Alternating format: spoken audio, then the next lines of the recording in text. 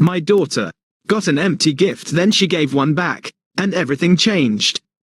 I'll never forget the sound of wrapping paper being torn. It was the sole noise in the room. No music, no laughter, just that soft rustling as my daughter Leela slowly peeled away the paper. Her small fingers worked gently at the edges like she was unwrapping something magical, and for a brief moment, she smiled. That quiet, hopeful smile kids have when they still believe in wonder.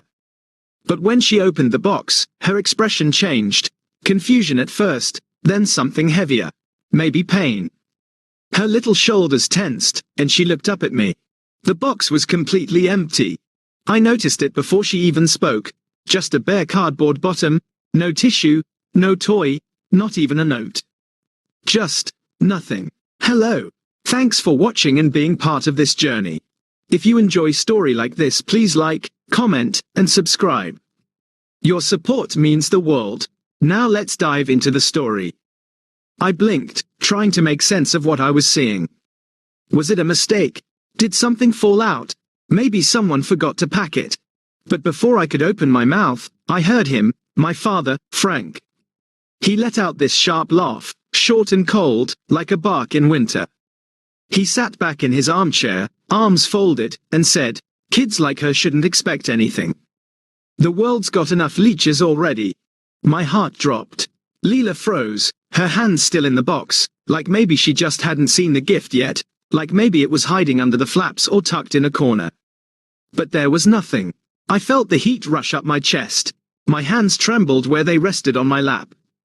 I wanted to say something, anything, but the words caught in my throat like splinters. Then Sandra, my sister, snorted and muttered, "She's just like her mother, always expecting handouts, worthless." My jaw clenched. I could feel the muscles in my face tightening, the burn behind my eyes threatening to spill over. I forced myself to look at Leela. She wasn't crying, not yet, but her lips were pressed tight, and her chin was trembling the way it does right before it breaks. Her eyes, those big soft eyes, were filling with tears she was too proud to let fall. She looked at me again, not asking for help, just checking if she should pretend it didn't hurt. In that moment, I hated myself.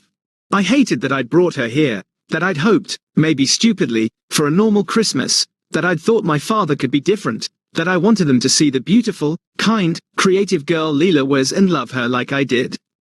But they didn't see her.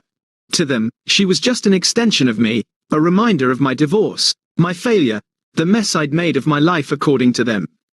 The room was dead silent except for the soft hum of the heater and the ticking of the grandfather clock behind Frank's chair. Each second sounded louder than the last, like it was counting down to a moment I wasn't ready for. Leela looked down at the empty box again. Her fingers brushed the edge, then slowly she folded the flaps shut. Her hands were shaking now, and then she whispered something. "I got you a gift too, Grandpa." Everyone turned. Frank looked up, that smug grin still on his face. "Oh yeah," he said, half laughing, "this will be good." But Leela didn't back down. She reached into the pocket of her coat and pulled out a small piece of paper, folded with such care it made my chest ache. She took a step forward and held it out to him with both hands, and right then, I knew this moment wasn't over. Something was coming. None of us were ready for it. I hadn't been home for Christmas in over 2 years, not since the divorce, not since the shame, since everything I'd been trying to hold together finally cracked wide open. Leela wanted to see them. 3 weeks before Christmas, she asked me, "Mom, do I have a grandpa?" That was her way of asking why we were always alone during the holidays, why we didn't have matching pajamas or giant trees or cousins to run around with. So I said yes, and when she asked if we could visit him this year, I said yes again, against my better judgment. I don't know what I expected. Maybe I thought time would have softened them. Maybe I believed, just for a moment, that when they saw Leela, when they really looked at her, they'd feel something. Warmth, regret, love, anything. Instead, the minute we pulled into the driveway, I felt that old weight settle back onto my shoulders, that invisible tension that coils around your ribs like barbed wire when you're trying to smile for people who don't really want you there. Their house hadn't changed, still cold, perfect, spotless in a way that feels less like a home and more like a museum. My mother greeted us with that plastic politeness she'd mastered over the years. A quick hug for me, a soft pat on the head for Leela. Her eyes lingered too long on the scuff marks on Leela's boots. I saw it, how she took her in like an item on a shelf, deciding whether or not she belonged. Sandra barely looked up from her phone when we walked in. She offered Leela a half-hearted, "Hey," then went right back to scrolling. I could already feel my stomach tightening. And then there was Frank, my father, in his usual chair by the fireplace, whiskey glass in one hand, TV remote in the other. He didn't even stand up, just gave a nod and muttered, "Didn't think you'd actually show up." That was his way of saying hello. Leela gave him a shy wave, her mittened fingers poking through the wall. "Hi, Grandpa," she said softly, like she was testing the word out loud for the first time. He grunted. I don't know why I still hoped for more. Maybe because Leela was trying so hard. She'd made little drawings for everyone, carefully colored, folded, and tucked into envelopes with their names on the front. She even asked me how to spell my Aunt Sandra's name because she wanted it to be perfect. She worked on them every night for a week. I wanted this to be special for her. I wanted her to feel like she had a family, even if they were far from perfect. I scraped together what I could from tips and extra shifts just to buy her one nice outfit, a little gift to open, and enough gas to get us there. That morning, as I tied her scarf, she looked up at me and said, "Do you think they'll like my drawings?" And I said, "Sweetheart, they're going to love them." But in the pit of my stomach, I already knew the truth. I was bringing her into a house where kindness was a currency they never gave out for free, where smiles were measured and love had conditions. Still, I tried. I told myself this was about Leela, not me. That I could keep my chin up, play nice, pretend for one day that everything was okay. But as I watched her heart quietly break in front of them over something as cruel as an empty gift box, I realized they hadn't changed, and I wasn't sure they ever would. Leela handed out her little envelopes like they were treasures. She moved through the room so gently, like she was afraid to disturb anything. Each envelope had a name on the front, written in her careful, blocky handwriting. She gave one to my mother first, then Sandra, even my brother Matt, who'd barely spoken a word since we walked in. When she got to Frank, she paused for just a second, long enough that I held my breath, but she smiled, lifted the envelope, and said, "Merry Christmas, Grandpa." He didn't look up from the television, just held out a hand like she was delivering the mail, not offering a piece of herself. She moved back to the couch and sat beside me, her face still lit up, hopeful. She had no idea how cold the room had gotten. Then Frank picked up a large box from beneath the tree. It was wrapped in silver paper, topped with a red bow, almost too neatly. He held it out toward Leela with a grunt. Her eyes widened. "For me," he shrugged. "Says your name, doesn't it?" She looked at me first, like she needed permission. I nodded, even though something in my gut twisted. She scooted to the floor and pulled the box into her lap. Her small hands ran over the paper like it was sacred. I watched her savor every moment. The untaping of each edge, the careful unfolding. She wanted to remember it. Then the lid came off. She peered inside, and I saw it happen, the exact second she realized it was empty. Her face didn't crumple, not right away. Instead, her eyebrows pulled together in confusion. She reached in, as if something might be stuck at the bottom. She looked up at me, uncertain. There was nothing in the box. Frank laughed loudly this time. "What, you were expecting something real?" He scoffed, leaning back. "The world doesn't give you gifts for just showing up, kid." Leela blinked, her hands froze. I couldn't move. Then Sandra, always waiting for a moment to cut deeper, chimed in from her corner of the couch. "Well, she is just like her mom, always expecting people to hand her things." It's no surprise. I felt it in my chest like a punch. I turned to her. "Sandra, don't." She raised a brow, smirking. "What?" "It's true." Leela was silent now. The box still rested in her lap, flaps wide open, exposing the nothing inside. The room had turned on her, and I saw her realize it.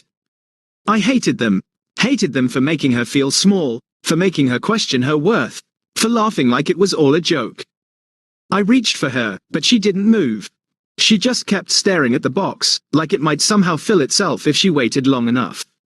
Inside, I was screaming, say something, stand up, defend her. But I didn't want to make a scene, not in front of her. That's the thing about being in families like this. You learn to freeze when things get cruel. You learn to smile through clenched teeth, and I'd spent so many years doing just that, it almost felt normal. But it wasn't normal. Leela was only 7. She didn't know how to put on a mask yet. She didn't know how to swallow that kind of pain. Then she looked up at Frank. Her voice was quiet, barely more than a whisper, but it cut through the room like a bell.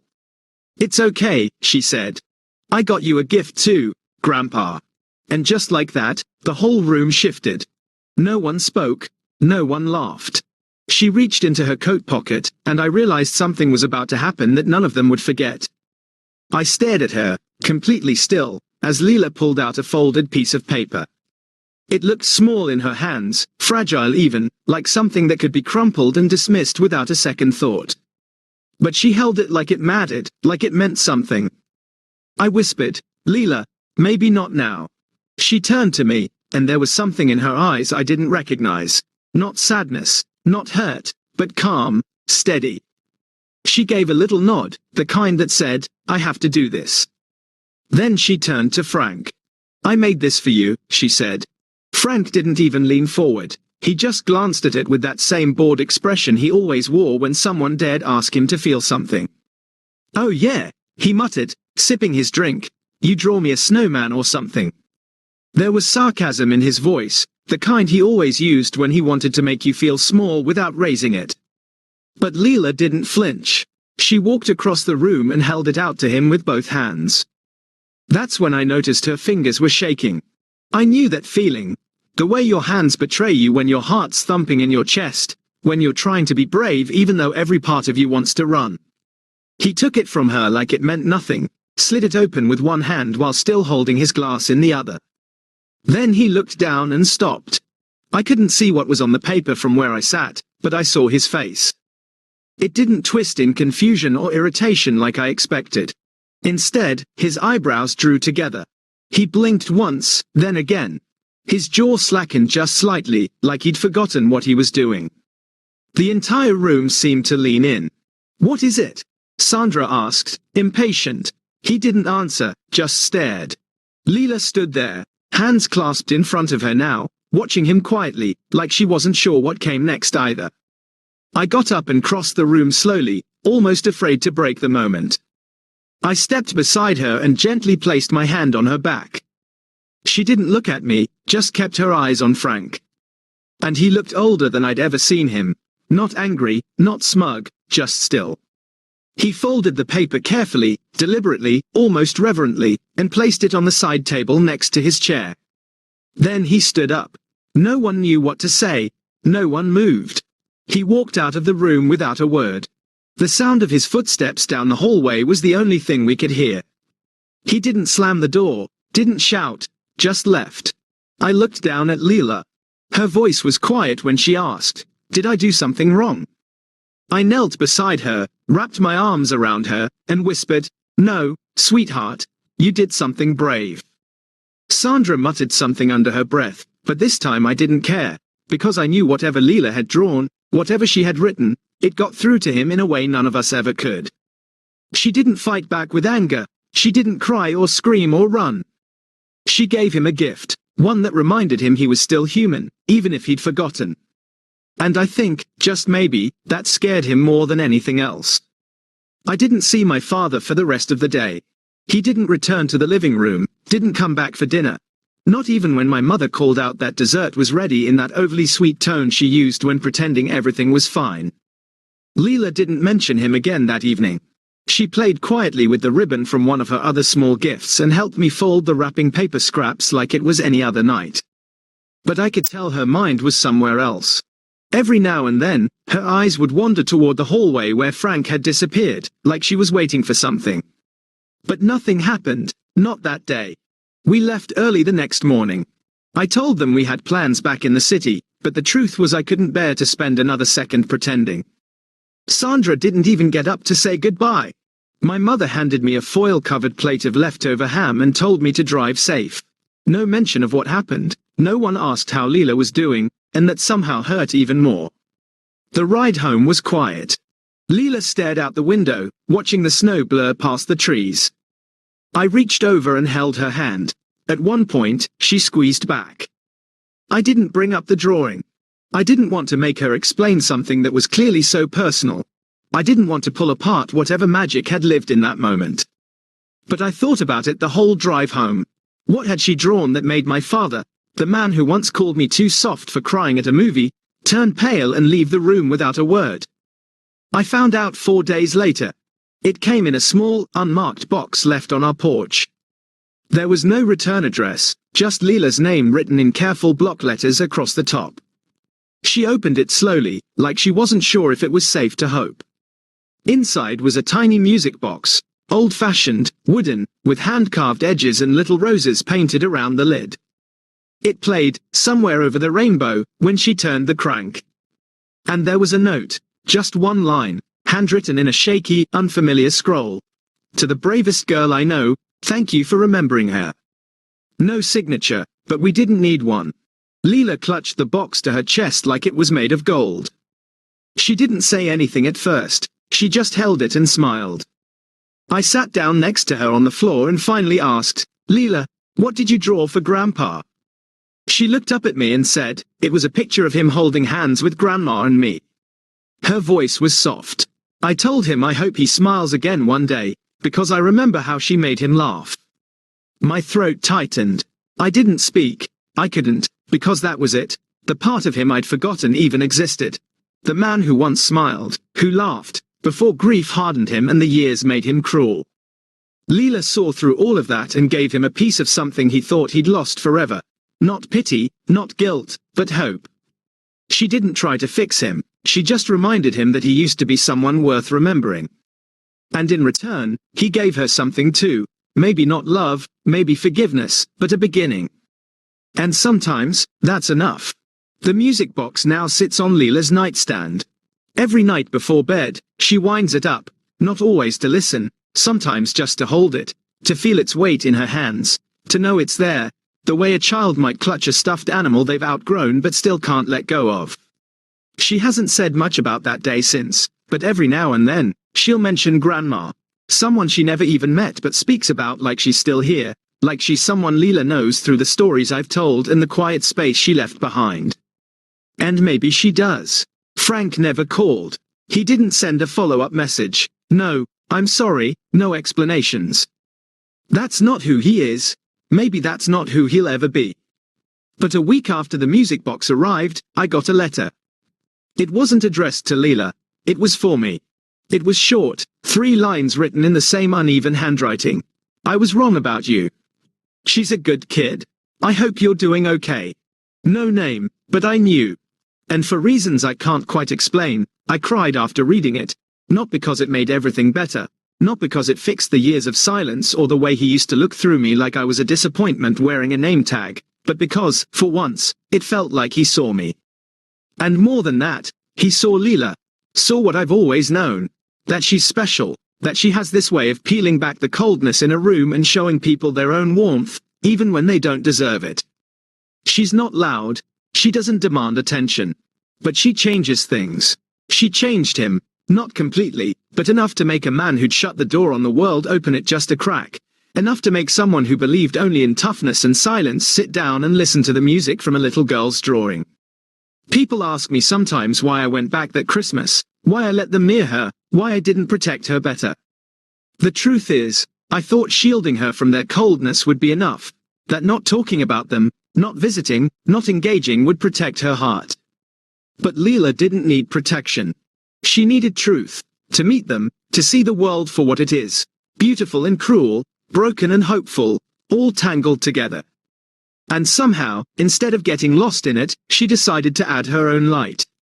She didn't need revenge, she didn't even want an apology. She just wanted to give a gift. And that gift, as simple as it was, did something I couldn't do in 30 years.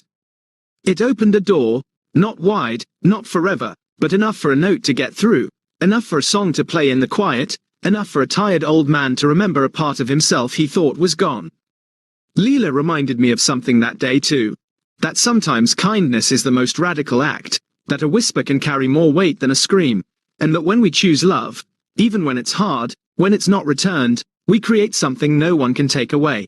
A moment, a shift, a gift. If this story touched you, don't forget to like, share, and comment, and maybe give someone in your life the gift of a second chance today. You never know what doors it might open.